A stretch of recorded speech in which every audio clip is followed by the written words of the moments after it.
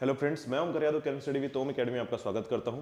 Friend, आज है 7 तारीख और आज हम बात करेंगे कुछ छत्तीसगढ़ और भारत और अंतर्राष्ट्रीय स्तर के कुछ घटनाक्रमों पर। सबसे पहले हम स्टार्ट करते हैं कल के क्वेश्चन से। तो कल का क्वेश्चन था आपका कि किस प्रोग्राम के तहत CESL ने 4675 इलेक्ट्रिक बसों के दूसरे टेंडर की घोषणा की है। ठीक है, तो पहले देखिएगा, बात करते हैं प्रोग्राम की। तो प्रोग्राम जो है इसे कहा जाता है NEBP। ठीक है, प्रोग्राम है NEBP, जिसे कहा जाता है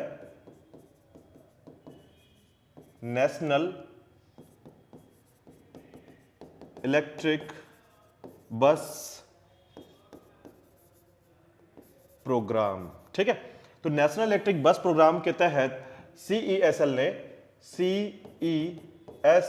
ने याद रखिएगा, CESL ने 4675 इलेक्ट्रिक बस जो है इसकी टेंडर की घोषणा की है। ठीक है, तो समझिएगा, जो CESL है इसे कहा जाता है कन्वर्जेंस इलेक्ट्रिक सर्विस और लिमिटेड। ठीक है, तो इस कंपनी के द्वारा, याद रखिएगा, इस कंपनी के द्वारा दूसरे टेंडर में 4675 इलेक्ट्रिक बसों के दूसरी घोषणा की गई है। ठीक है, दूसरे टेंडर की घोषणा की गई है।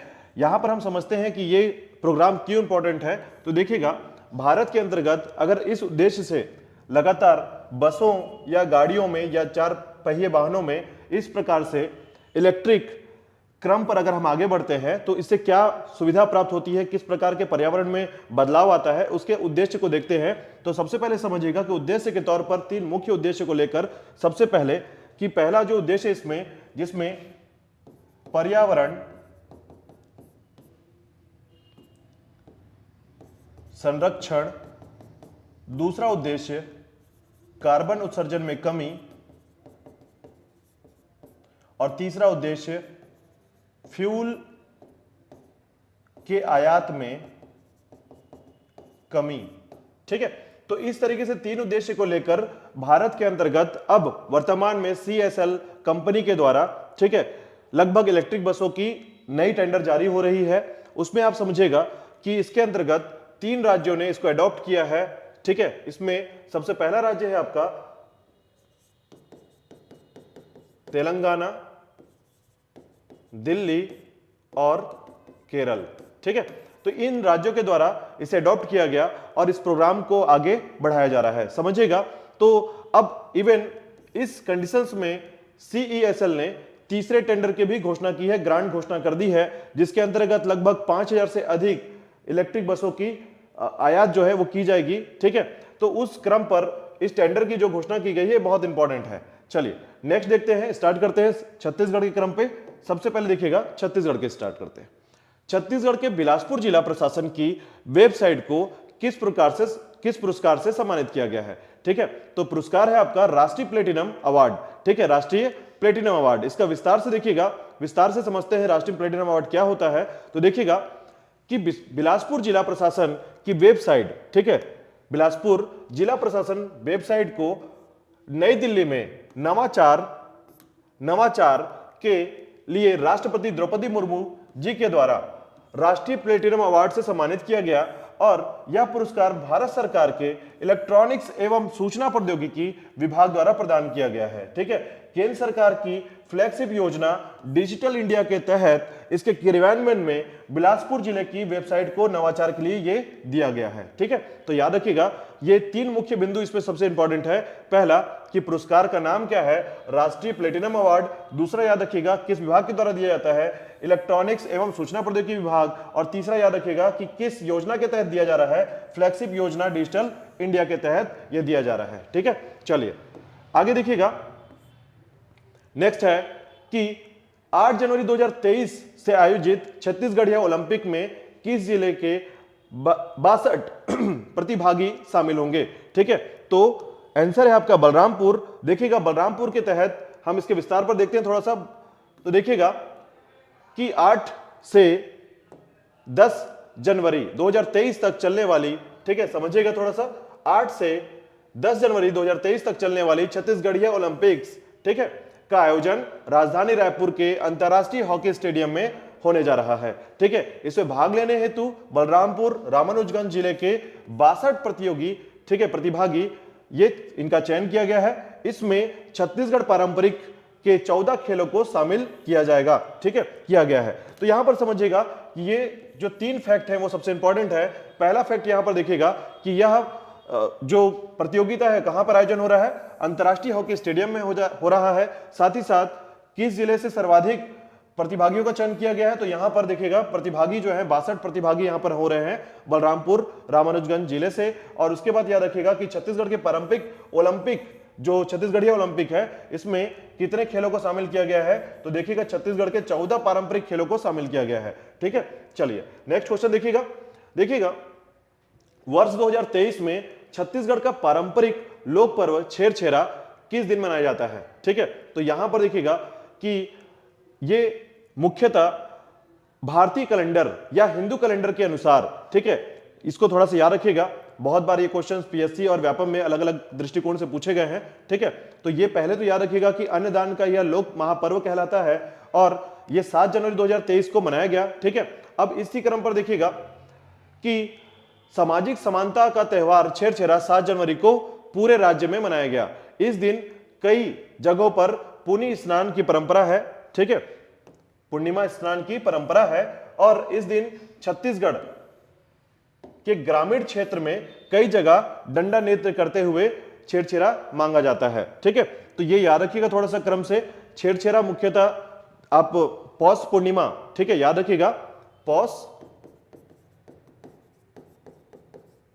जो पूर्णिमा का समय है इस समय मनाया जाता है। तो हिंदू कैलेंडर वर्ष या हिंदू दिनांक वर्ष के अनुसार ये पौष पूर्णिमा में मुख्यतः आपको देखने को मिलेगा। ठीक है, तो जनरली कुछ घटनाओं के क्रम को खासकर महापर्व के हिसाब से या छत्तीसगढ़ राज्य के कुछ महापर्व के हिसाब से इसे जाना जाएगा। ठीक है, और साथ ही साथ आप समझिए कैसे कि छेरछेरा में मुख्यतः यह अन्नदान का महापर्व कहलाता है। ठीक है, चलिए नेक्स्ट है आपका, देखिएगा कि हाल ही में प्रदेश के कुल कितने खनिज ब्लॉक का आवंटन किया गया। ठीक है, तो याद रखिएगा कि यहां पर सामान्य रूप से आप याद रखिएगा कि 8 महीने के अंदर, ठीक है, पहले हम इसको देखेंगे, थोड़ा सा समझेंगे इसके बारे में कि ये जो इसके पॉइंट को समझिएगा थोड़ा सा कि हाल ही में प्रदेश के कुल कितने खनिज ब्लॉक का आवंटन किया गया है। तो आपको बता दूं कि लगभग 2015-16 से 2022 तक, ठीक है, 2015-16 से 2022 तक केवल 8 ब्लॉकों का आवंटन किया गया था। परंतु अब आप इसको नोटिस करेंगे कि 2022 में केवल 8 महीने में, ठीक है, 8 महीने में 12 खनिज ब्लॉकों का आवंटन कर दिया गया है। ठीक है, अब इसी में समझिएगा कि केवल अगर हम यहां पर 7 साल को देखें, ठीक है, 7 साल में देखेंगे तो इन 7 सालों में 8 ब्लॉक केवल आवंटित हुए हैं और यहां पर आप देखेंगे कि 2022 में केवल 8 महीने के अंदर ही 12 ब्लॉकों का आवंटन किया। इसका मुख्य कारण है, याद रखिएगा, आवंटन प्रक्रिया में संशोधन। ठीक है, आवंटन प्रक्रिया में यानी कोल आवंटन या फिर आप कितने भी खनिज या माइंस आवंटन की बात करेंगे तो माइंस ब्लॉक का आवंटन की प्रक्रिया में संशोधन जो हुआ है 2015 के बाद से 2021 में, उसके कारण, ठीक है, मुख्यतः जो संशोधन हुए हैं जिसमें आपके 4 भाग होंगे और उसमें संशोधन के कारण आज वर्तमान में खनिज ब्लॉक के आवंटन में एक सुचारू क्रम बढ़ चुका है राज्य के अंदर और वर्तमान में 12 आवंटन ब्लॉक हैं इनको आवंटन कर दिया गया है। ठीक है, तो चलिए इसके बारे में थोड़ा विस्तार में बात करते हैं। देखिएगा, छत्तीसगढ़ में आयरन और लाइमस्टोन, बॉक्साइड, निकल, क्रोमियम जैसे खनिज ब्लॉकों के आवंटन में वृद्धि हुई है। पिछले प्रदेश में 7 साल से यानी कि 2015-16 से लेकर 22 में केवल 9 माइनिंग ब्लॉक आवंटित थे। ठीक है, अब उसी के बाद देखिएगा 8 साल में खनिज विभाग ने 37,000 हेक्टेयर के 21 खनिज ब्लॉकों का आवंटन कर दिया है। ठीक है, यानी आप कुल टोटल आप बात करेंगे तो पहले तो ये बात याद रखिएगा, हाल ही में यानी प्रदेश में 2022 के अंतर्गत ही 8 महीने के अंदर याद रखिएगा लगभग 12 ब्लॉकों का आवंटन कर दिया गया। और अगर हम कुल की बात कर लें तो 8 सालों में 37,000 हेक्टेयर यानी 21 खनिज ब्लॉकों का आवंटन कर दिया गया है। चलिए आगे बात करते हैं। देखिएगा कि देश में निर्वाचन आयोग के अनुसार इस वर्ष कितने वोटर्स की वृद्धि हुई है। ठीक है, तो वोटर्स की वृद्धि हुई है निर्वाचन आयोग के अनुसार, याद रखिएगा 17,07,000। ठीक है, 17,07,000 नए वोटर्स की वृद्धि हुई है इस वर्ष। ठीक है, पिछले वर्ष की तुलना में। चलिए देखते हैं इसके विस्तार में। तो देखिएगा इस वर्ष वोटरों से हुई वृद्धि के बाद वोटरों की संख्या 1,94,54,009 हो गई है। वोटर लिस्ट का प्रारंभिक प्रकाशन 9 नवंबर 2022 को हुआ था और तब कुल वोटरों की संख्या 1,92,00,000 थे। ठीक है, यानी 2023 में 76 वोट बनाए गए थे और अब बूथों की संख्या जो है 23,907 हो गई है। ठीक है, चलिए नेक्स्ट बात करते हैं। देखिएगा कि गुजरात के, अब यहां से हम राष्ट्रीय स्तर पर बात करेंगे, राष्ट्रीय घटनाक्रम पर बात करेंगे। तो देखिएगा कि गुजरात के किस राज्य शहर में भारत को अपना पहला in vitro fertilisation mobile device मिला है। ठीक है, तो याद रखिएगा शहर का नाम है अमरेली। चलिए बात करते हैं इसके बारे में। तो देखिएगा कि गुजरात के अमरेली में 1 जनवरी को भारत को, ठीक है, अपना पहला in vitro fertilisation IVF mobile device मिला है। इसका शुभारंभ केंद्रीय मंत्री पुरुषोत्तम रूपाला ने किया है। यहां पर आप थोड़ा सा याद रखिएगा, केंद्रीय मंत्री पुरुषोत्तम रूपाला। ठीक है, चलिए यह एक परिष्कृत प्रजनन तकनीक है जिसका उपयोग पशुओं में तेजी से बेहतर मादा जन्म प्लान को बढ़ाने के लिए किया जाता है। ठीक है, चलिए नेक्स्ट पॉइंट पर बात करते हैं। देखिएगा कि किस वर्ष तक रेल मंत्रालय ने कार्बन तटस्थ बनने के लिए 5 आयामी योजना की रूपरेखा तैयार की है और इसका वर्ष है आपका 2030। तो 2030 तक रेल मंत्रालय के द्वारा कार्बन तटस्थ बनने के लिए 5 आयामी योजना की रूपरेखा तैयार की है। देखिएगा इसके विस्तार में। सबसे पहले 2030 तक रेल मंत्रालय ने कार्बन तटस्थ बनने के लिए 5 जो है आयामी योजना की रूपरेखा तैयार की है। इस योजना के तहत कुशल संचालन के माध्यम से ऊर्जा की खपत को कम करना और नवीनीकरण ऊर्जा के उपयोग को बढ़ाना इसका मुख्य उद्देश्य है। चलिए नेक्स्ट देखिएगा 1 जनवरी 2023 को सत्येंद्र नाथ बोस की किस क्रम की जयंती मनाई गई। तो ये थी आपकी 129वीं क्रम। ठीक है, इस क्रम में जयंती में देखिएगा सबसे पहले सत्येंद्र नाथ बोस की 129वीं जयंती 1 जनवरी 2023 को मनाई गई।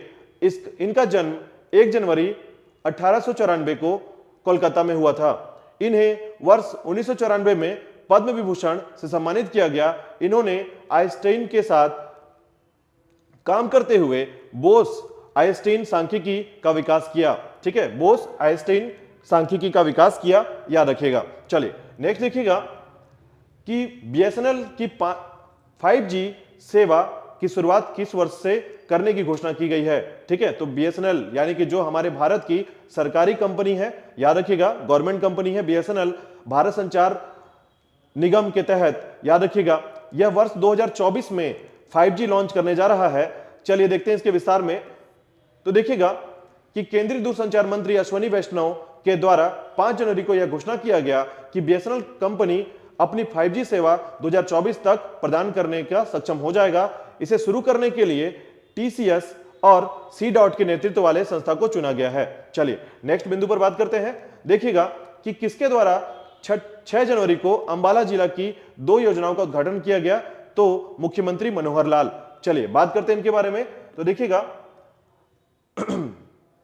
6 जनवरी 2023 को मुख्यमंत्री मनोहर लाल ने गुरुग्राम स्थित अंबाला जिले की विकास योजनाओं का उद्घाटन किया। मुख्यमंत्री द्वारा अंबाला को करीब 15 करोड़ रुपए के विकास परियोजनाओं की सौगात दी गई है। ठीक है, चलिए नेक्स्ट देखिएगा किन 3 राज्यों के ने वाहनों ट्रैकिंग से संबंधित निगरानी केंद्रों की शुरुआत की है। तो याद रखिएगा वाहन ट्रैकिंग के संबंधित जो शुरुआत की है यह है बिहार, हिमाचल प्रदेश और पुडुचेरी। ठीक है, तो याद रखिएगा कि बिहार, हिमाचल प्रदेश और पुडुचेरी के द्वारा वाहन ट्रैकिंग से संबंधित योजना जो है इसका क्रियान्वयन हुआ है और 3 वर्षों में बिहार, हिमाचल प्रदेश, पुडुचेरी, ठीक है, ने पिछले 2 से 3 माह में वाहन ट्रैकिंग से संबंधित निगरानी केंद्रों की शुरुआत की है। यह वाहन ट्रैकिंग प्लेटफॉर्म केंद्रीय सड़क परिवहन मंत्रालय के द्वारा संचालित योजना है। इसका प्रारंभिक वर्ष 15 जनवरी 2020 को मंजूरी दी गई थी। ठीक है, चलिए नेक्स्ट बिंदु पर बात करते हैं। ऑटो सेक्टर में दुनिया का तीसरा सबसे बड़ा बाजार कौन बना। तो याद रखिएगा ऑटो सेक्टर में वर्तमान में भारत ने अपना वर्चस्व स्थापित किया और तीसरा सबसे बड़ा बाजार जो है स्थापित किया है। इसके बारे में देखिएगा, तेजी से बढ़ते हुए ऑटो सेक्टर में भारत ने जापान को पीछे छोड़ा और अपनी दुनिया का तीसरा सबसे बड़ा बाजार बन गया है। निक्केई एशिया की रिपोर्ट के अनुसार भारत में जापान से ज्यादा गाड़ियों की सेल हुई है और चीन ऑटो बाजार में दुनिया में सबसे पहले स्थान पर आता है। ठीक है, चलिए नेक्स्ट देखिएगा। नेक्स्ट क्वेश्चन है, अंतर्राष्ट्रीय पतंग महोत्सव 8 से 14 जनवरी तक किस राज्य में मनाया जाएगा? ठीक है, अंतर्राष्ट्रीय पतंग महोत्सव जो है 8 से 14 जनवरी तक किस राज्य में मनाया जाएगा? तो आंसर इसका आपका गुजरात में यह मनाया जाएगा। अब देखिएगा इसके विस्तार में, अंतर्राष्ट्रीय पतंग महोत्सव गुजरात के अहमदाबाद सहित अन्य शहरों में 8 से 14 जनवरी को मनाया जाएगा और यह G20 के one earth one family theme के साथ शुरू किया जाएगा। इसका उद्घाटन गुजरात के राज्यपाल आचार्य देवव्रत के द्वारा किया जाएगा। चलिए नेक्स्ट देखिएगा, महान फुटबॉलर जियानलुका वियाली का निधन हुआ है। यह किस देश से संबंधित है? तो ये इटली देश से संबंधित है, याद रखिएगा। तो देखिएगा कि इटली के फुटबॉलर जियानलुका वियाली का 58 वर्ष की उम्र में निधन हो गया है। वियाली ने इटली के राष्ट्रीय टीम के लिए 1985 से 1992 तक कुल 59 मुकाबले खेले हैं, जिसमें उन्होंने 16 गोल किए हैं। हाल ही में उन्होंने अपने बीमारी के कारण हेड ऑफ डेलीगेट्स के लिए का पद छोड़ा था।